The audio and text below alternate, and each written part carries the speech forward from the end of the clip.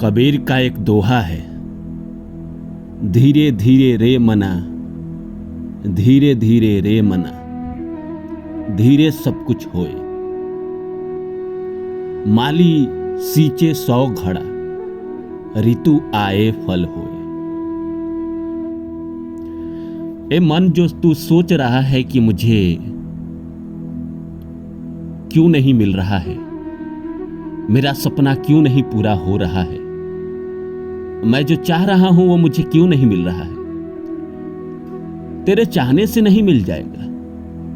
तुझे इंतजार करना पड़ेगा, तुझे सब्र रखना पड़ेगा। तुमने देखा है ना कि एक बागवान, एक माली कैसे एक पेड़ में 100 घड़ा पानी डालता है कि पेड़ खिले, बड़ा हो, फल दे।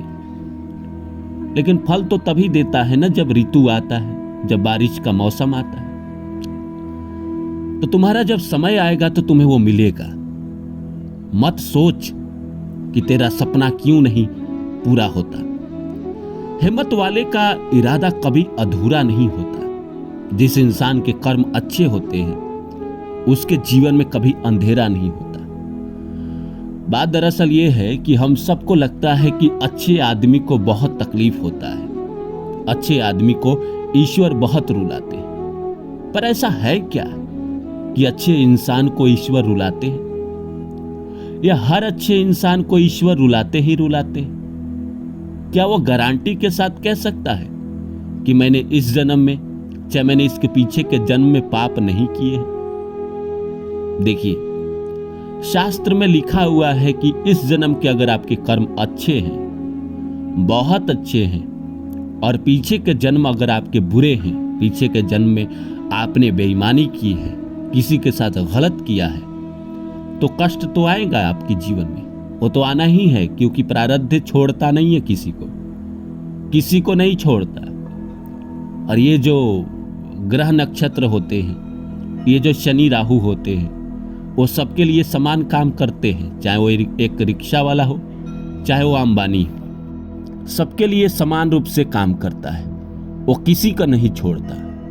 जिस इंसान के कर्म अच्छे हैं उसको वो फल देता ही देता है अच्छा, और जिस इंसान के बुरे कर्म हैं उसको फल मिलता ही मिलता है। लेकिन अगर आपके इस जन्म के कर्म अच्छे हैं, इस जन्म में आपने लोगों का भला किया है, लोगों के साथ गलत नहीं किया है, लोगों को मोटिवेट किया है, तो कहीं ना कहीं आपके जीवन में लाख मुसीबत आने के बाद भी आपको रास्ता मिलते रहता है।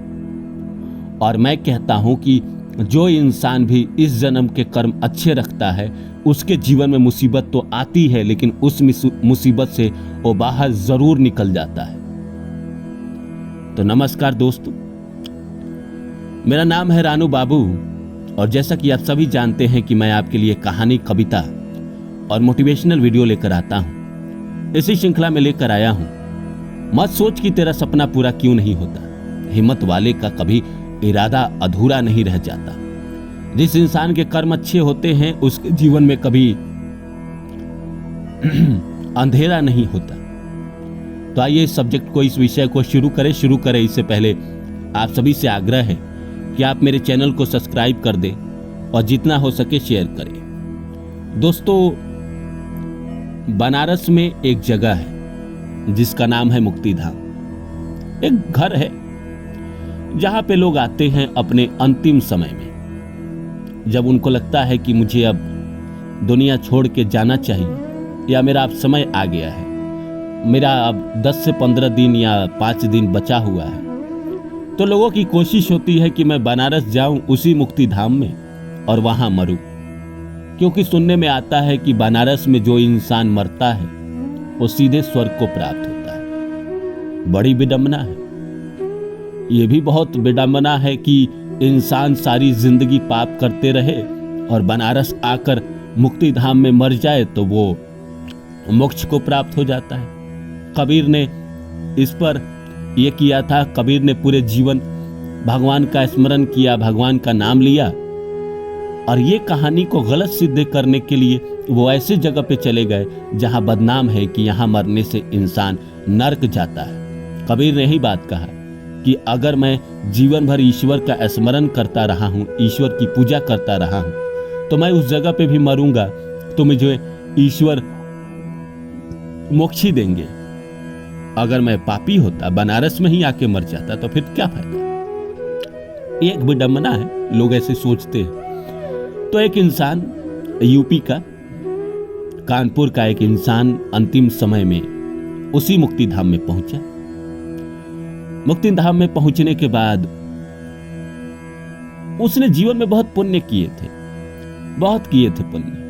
लेकिन जब वो मुक्ति धाम में पहुंचा, 1 दिन बीते, 2 दिन बीते, 3 दिन बीते, 4 दिन बीते, 5 दिन बीते, वो मर ही नहीं रहा। उसको लगा था कि मैं 4-5 दिन में दुनिया छोड़ के चला जाऊंगा। पर जब वो सोता तब बेचैनी होती, करवाहट होती, वो समझ ही नहीं पाता कि मैं क्या करूं। एक दिन अचानक वो रात में सोया तो उसके सपने में याद आया उसे कि मैंने अपने भाई से बेईमानी की थी। मैं बड़ा भाई था, वो छोटा था। मैंने पत्नी के कहने पर मैंने क्या किया, अपने और उसके घर के पास, घर के बीच, जो दरवाजे के सामने जो ये होता है, पैसे जो द्वार बोलते हैं, जहां जमीन खाली रहती है, बीच में मैंने एक दीवार लंबा सा खिंचवा दिया था। वो बात जब उसे याद आई तो उसने अपने भाई को अगले दिन तार भेजा, फोन करवाया। जब भी हो, उसका भाई आया और उसने आते ये बात कहा कि भाई तू एक काम कर, मैंने तुम्हारे साथ गलत किया है, मैंने तुम्हें वो प्यार नहीं दिया जो देना चाहिए एक बड़े भाई के अधिकार से। उसका छोटा भाई बोला, नहीं आप क्या कह रहे हैं, आपने कोई मेरे साथ गलत काम नहीं किया। बोला किया है, वो जो मैंने दरवाजे पे दीवार जो खिंचवाई थी तुम्हारे और अपने घर के सामने, उसे जा और उसे तोड़ के गिरा दे, तभी मेरी मोक्ष होगी, तभी मैं मृत्यु को प्राप्त करूंगा।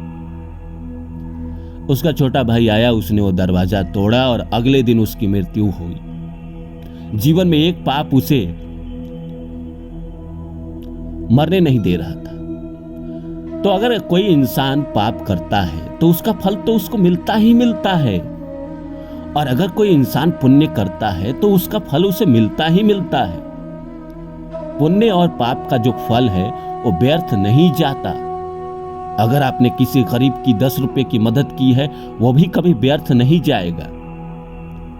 अगर आपका सपना पूरा नहीं हो रहा है तो आप देखिए कि क्या आप जीवन में गलत रास्तों पे तो नहीं है, क्या आप किसी का नुकसान तो नहीं कर रहे, क्या किसी को आप चोट तो नहीं पहुंचा रहे। अगर कर रहे हो तो तुरंत छोड़ दीजिए। और दूसरा, अपने सफलता के लिए अपना इरादा रखिए। और जो मैंने सबसे